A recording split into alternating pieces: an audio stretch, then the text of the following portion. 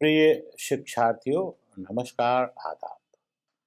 MOOCs के इस online पटल अर्थात प्लेटफॉर्म पर अध्ययन के लिए निर्धारित पाठ्यक्रम शोध प्रविधि एवं कंप्यूटर प्रौद्योगिकी के व्याख्यान संख्या 8 में आप सभी का हार्दिक स्वागत है। मैं मेराज अहमद, प्रोफेसर हिंदी विभाग, अलीगढ़ मुस्लिम यूनिवर्सिटी, अलीगढ़, आप लोगों के समक्ष उपस्थित हूँ। शिक्षार्थियों, निरंतर सीखने सिखाने की प्रक्रिया के तहत हम दूसरे सप्ताह के तीसरे कालांश अर्थात व्याख्यान में एक दूसरे के आमने सामने हैं। आशा है कि पिछला व्याख्यान संख्या 7 सभी के लिए निश्चित तौर पर लाभदायी सिद्ध हुआ होगा। जैसा कि विदित है, दूसरे सप्ताह के व्याख्यानों का विषय शोध की व्यावहारिकी से संबंधित है, उसके स्वरूप के अध्ययन से संपृक्त है। प्रस्तुत व्याख्यान भी उसी श्रृंखला के तहत पाठालोचन पर आधारित उसके व्यावहारिक और सैद्धांतिक स्वरूप की व्याख्या के लिए निर्धारित किया गया है। तो अब हम मुख्य विषय पर चर्चा के लिए आपके समक्ष अपनी बात रखेंगे। सबसे पहले हम ये समझेंगे कि पाठालोचन का अर्थ और आशय क्या है। पाठालोचन शब्द पाठ और आलोचन के योग से बना है। इसके लिए एक शब्द और प्रयुक्त होता है, जिसे पाठानुसंधान या दूसरा शब्द पाठ शोध भी प्रयोग में लाया जाता है। इसके अर्थ पर विचार करते हुए कहा जा सकता है कि किसी प्राचीन साहित्यिक कृति के विभिन्न उपलब्ध पाठों के अंतर्गत हस्तलिखित प्रतियों अथवा संस्करणों का वैज्ञानिक अनुसंधान और विवेचन इसके अंतर्गत किया जाता है। इसका आशय मूल पाठ का निर्धारण से जुड़ा होता है। ग्रंथकार या कवि द्वारा रचित मूल और वास्तविक पाठ का इसके अंदर पता लगाना होता है। पाठ विकृतियों पाठ विकृतियों को दूर करना भी इसके लक्ष्य में सम्मिलित होता है। प्रतिलिपिकारों, मुद्रकों या अन्य कारणों से पाठ में आई त्रुटियों, अशुद्धियों और अनावश्यक परिवर्तनों यानी पाठ में उत्पन्न हो गई विकृतियों को उससे अलग करना होता है।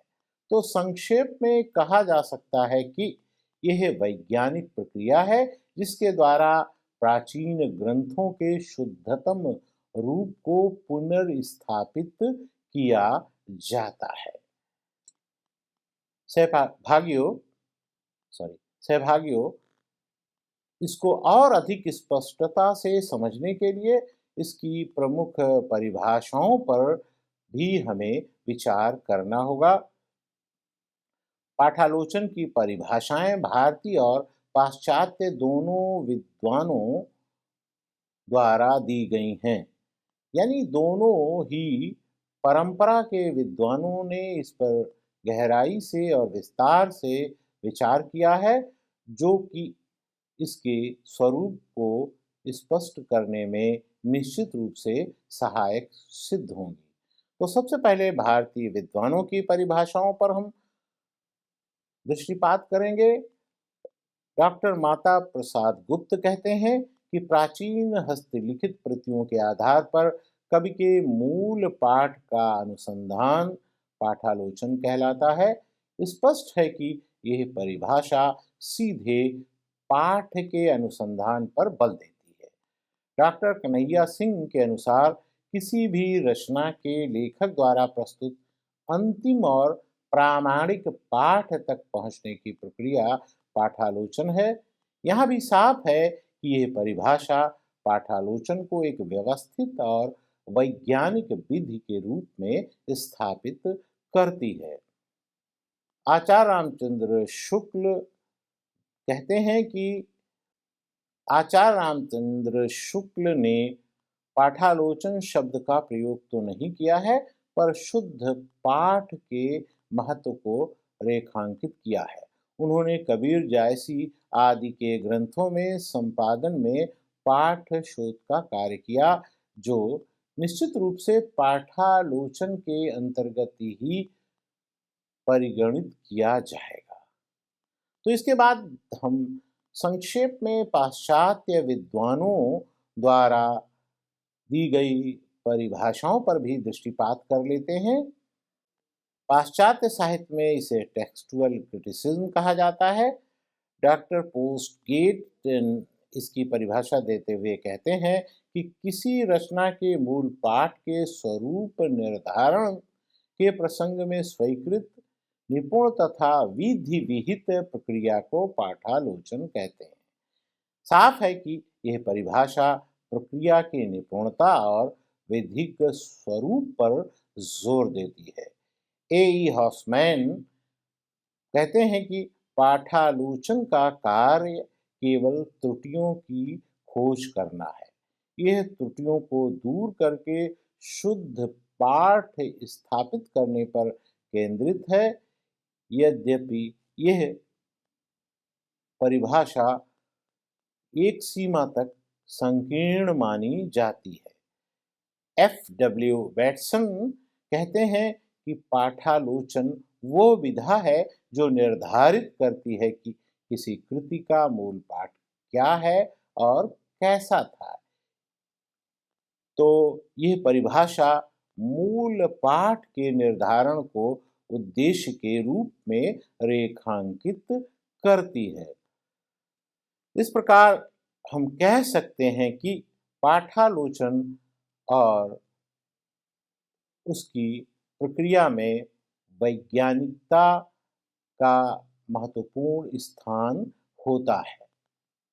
गौरतलब ये भी है कि पाठालोचन और इसके लिए जो सबसे अधिक प्रचलित शब्द है पाठानुसंधान एक दूसरे के पर्यायवाची हैं और एक कार्य के लिए ही लगभग प्रयुक्त होने वाले दो अलग-अलग शब्द हैं।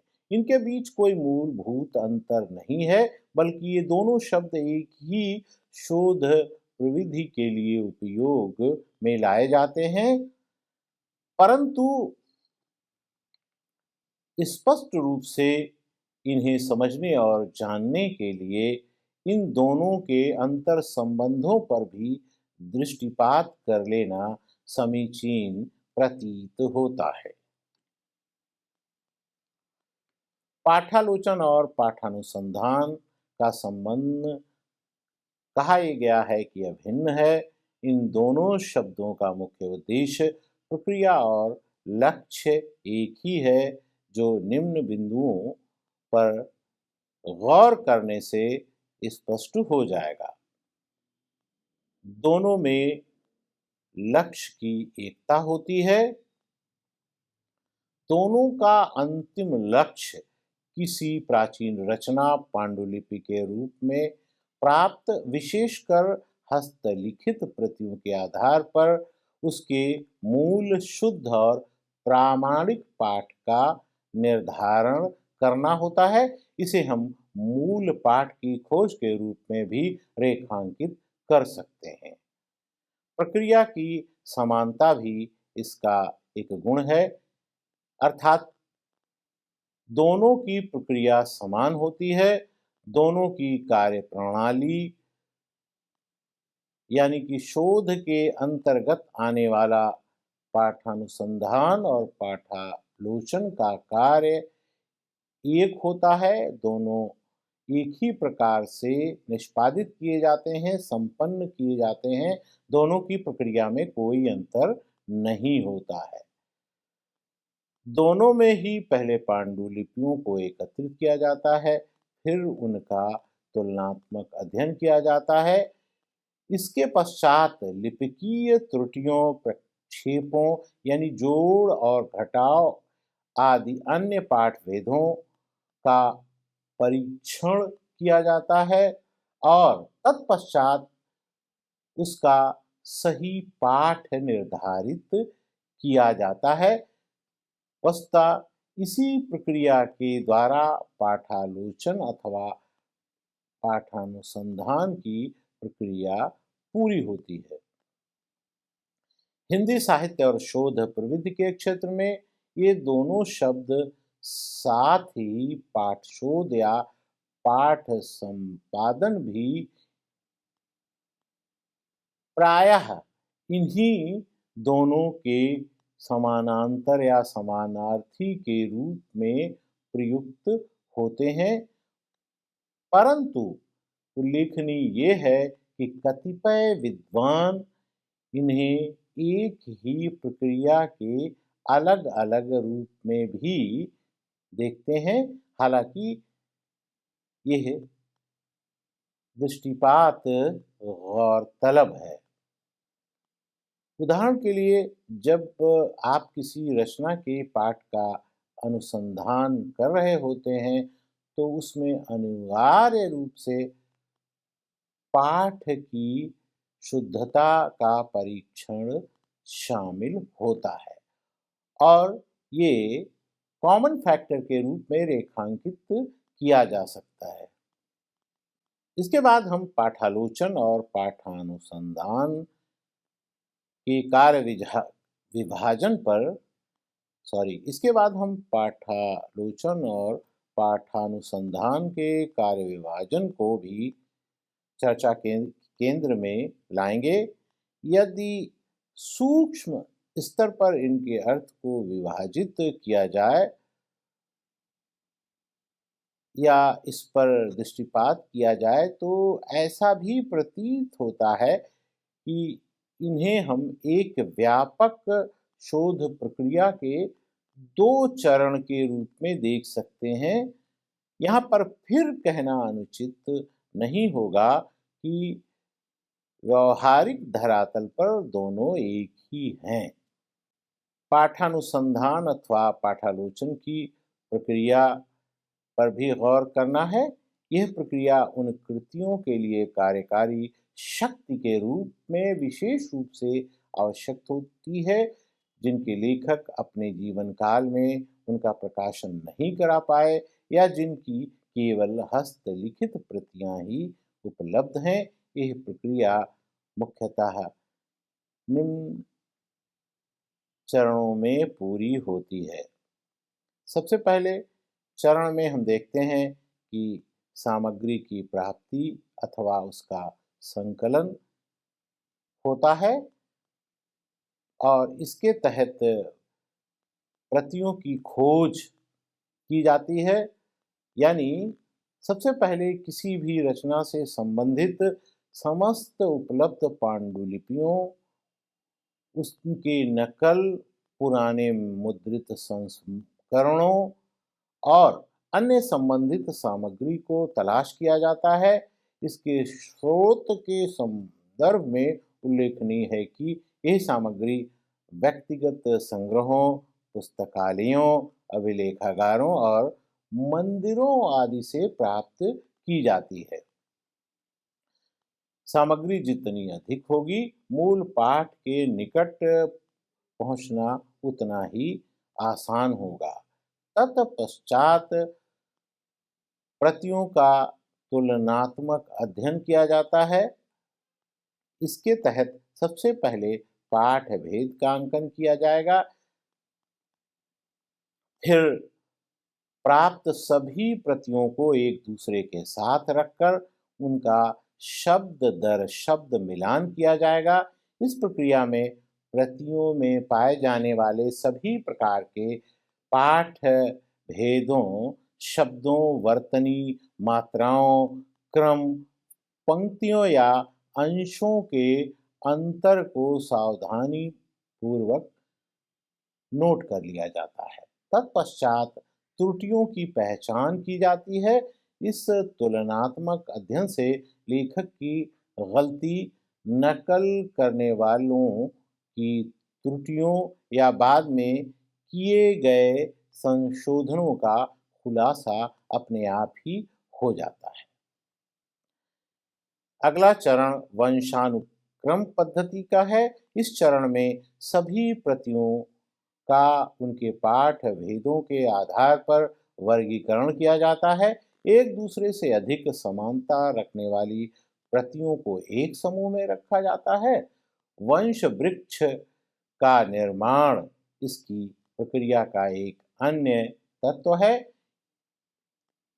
इन समूहों के बीच के संबंध को दर्शाने के लिए वंशावली अर्थात वंश वृक्ष बना लिया जाता है। इससे ये पता चलता है कि कौन सी प्रति मूल प्रति के सबसे निकट है और कौन सी प्रति किससे उत्पन्न हुई है। अब प्रक्रिया आती है मूल पाठ के निर्धारण और संपादन की। तो सबसे पहले हम शुद्ध पाठ का चयन करते हैं। पाठालोचक तटस्थता और वस्तुनिष्ठता के साथ प्रतियों के साक्ष्यों पर निर्भर रहकर उस पाठ का चयन करता है जो सबसे अधिक विश्वसनीय और मूल रचनाकार के निकट हों। अंत में चुने हुए शुद्ध पाठ को आधार बनाकर पाठालोचक एक आलोचनात्मक संस्करण तैयार करता है। इस संस्करण में पाठ भेदों को फुटनोट्स या परिशिष्ट में दर्ज कर दिया जाता है ताकि पाठक ये जान सके कि शुद्ध पाठ के निर्धारण में क्या-क्या विकल्प थे।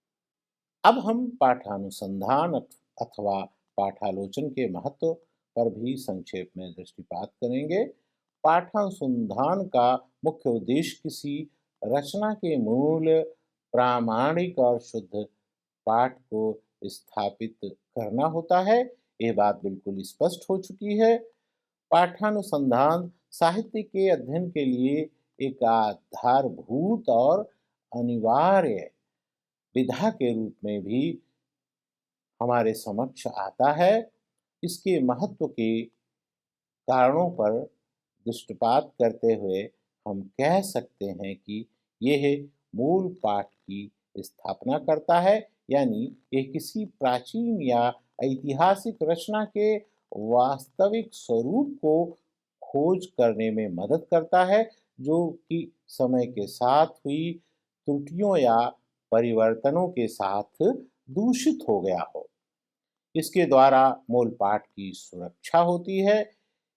यह किसी रचना को विभिन्न अशुद्धियों, विकृतियों या बाद में किए गए हस्तक्षेपों से बचाकर उसके मूल और प्रामाणिक स्वरूप को सुरक्षित रखने का एकमात्र वैज्ञानिक तरीका है।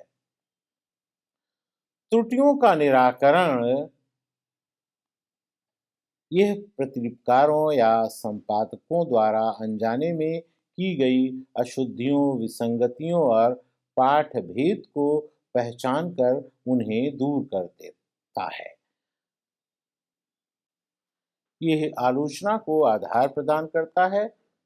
शुद्ध पाठ के बिना किसी रचना की साहित्यिक, सामाजिक या दार्शनिक आलोचना करना लगभग असंभव है।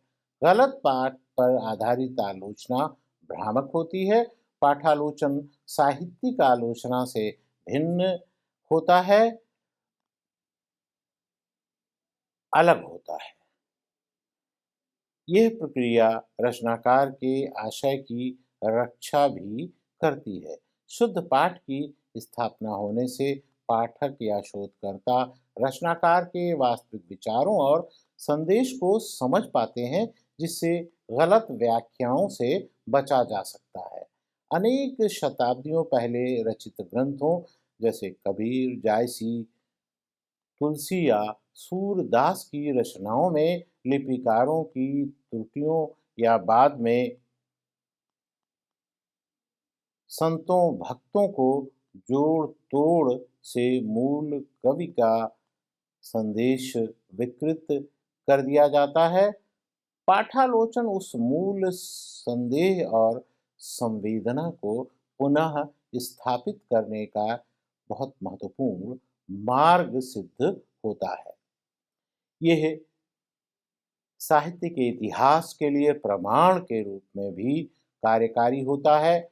इसके माध्यम से तैयार किया गया पाठ अधिक विश्वसनीय होता है, जिसका उपयोग साहित्य, इतिहास और संस्कृति के अध्ययन के लिए प्रामाणिक स्रोत के रूप में किया जा सकता है। पाठानुसंधान ऐतिहासिक तथ्यों को भी प्रमाणित करता है, जैसे कि किसी रचना का सही रचना काल, कवि का वास्तविक नाम या रचना का सही शीर्षक क्या था। पांडुलिपियों और पुराने दस्तावेजों के गहन अध्ययन से अज्ञात या अप्रकाशित सामग्री और ऐतिहासिक तथ्यों का पता भी लग जाता है। इसके द्वारा पुनर्सृजन की संभावना को भी बल मिलता है। यह विधा शोधकर्ताओं को रचना के भाषा रूप को सुरक्षित रखने और उनके गहन अर्थों को समझने का अवसर देती है, जिससे नई व्याख्याओं और नए ज्ञान का मार्ग प्रशस्त होता है। वस्तुतः पाठ अनुसंधान या पाठालोचन एक वैज्ञानिक और बौद्धिक प्रक्रिया है, जो हिंदी साहित्य के अतीत की धरोहर को वर्तमान के लिए प्रामाणिक बनाने का कार्य करती है। अंत में हम हिंदी भाषा साहित्य में पाठानुसंधान के संदर्भ पर भी विचार विमर्श करेंगे। हिंदी में पाठानुसंधान की परंपरा का विकास मुख्य रूप से आधुनिक काल में हुआ। हालांकि इसकी आवश्यकता और शुरुआती प्रयास मध्यकाल से ही महसूस किए जाते रहे हैं। सबसे पहले हम आदिकाल और मध्यकाल, विशेष रूप से मध्यकाल पर बात करेंगे। मध्यकाल के तहत भक्ति काल और रीति काल के कवियों की रचनाएं, जैसे तुलसीदास कृत रामचरितमानस या कबीर के दोहे, मुख्य रूप से हस्तलिखित प्रतियों के रूप में उपलब्ध थे। प्रतिलिपिकारों की त्रुटियों या मनमाने परिवर्तनों के कारण मूल पाठ में विकृतियां आ गईं। शुरुआती प्रयास के संदर्भ में उल्लेखनीय ये है कि प्रामाणिक पाठ को खोजने की आवश्यकता ने पाठालोचन की इन्हीं संदर्भों को ध्यान में रख करके पृष्ठभूमि तैयार की। हालांकि इस काल में यह विषय शास्त्रीय आधार या रूप ग्रहण नहीं कर सका। जब हम आधुनिक काल के परिदृश्य में बात करते हैं, तो ये बात महत्वपूर्ण है कि आधुनिक काल में अंग्रेजी भाषा के अनुभवों से प्रेरित होकर पाठालोचन ने एक शास्त्र का रूप ग्रहण किया। इसके प्रारंभिक कार्य हमको 20वीं शताब्दी के आरंभ में दिखाई देते हैं। आचार्य विश्वनाथ प्रसाद मिश्र और माता प्रसाद गुप्त जैसे विद्वानों को हिंदी पाठानुसंधान क्षेत्र में आधुनिक काल का आरंभकर्ता या आधुनिक काल में इन्हें हिंदी पाठानुसंधान के आरंभकर्ता के रूप में रेखांकित किया जा सकता है। माता प्रसाद गुप्त हिंदी साहित्य में पाठालोचन के सर्वमान्य विशेषज्ञ माने जाते हैं। उन्होंने पश्चिमी देशों की वैज्ञानिक पद्धति को अपनाकर पाठ अनुसंधान का कार्य किया। उनकी पाठ अनुसंधान की प्रक्रिया को संक्षेप में हम देखेंगे या उस पर विचार करेंगे। उन्होंने सबसे पहले प्रामाणिक हस्तलिखित प्रतियों पर बल दिया। प्राचीन हस्तलिखित प्रतियों पर केंद्रित रखा। उनका सिद्धांत था कि बिना प्रतियों के साक्ष्य के किसी भी शब्द में सुधार नहीं किया जाएगा। मूल पाठ को प्रामाणिकता के साथ प्रस्तुत करते हुए उन्होंने अन्य प्रतियों के पाठांतर को भी महत्व दिया ताकि तुलना का मार्ग प्रशस्त हो सके। तत्पश्चात संपादन की वैज्ञानिक विधि को उन्होंने केंद्र में रखा। इसके लिए पश्चिमी पाठालोचन की वैज्ञानिक पद्धति को हिंदी के पाठालोचन में स्थापित करने का प्रयास किया। इस विधि में उपलब्ध सभी प्रतियों का तुलनात्मक अध्ययन और विश्लेषण सम्मिलित है। आंतरिक और बाह्य साक्ष्यों पर भी उन्होंने बल दिया। पाठ सुधार के लिए उन्होंने समस्त अंतरंग और बहिरंग संभावनाओं का साक्ष्य ग्रहण किया।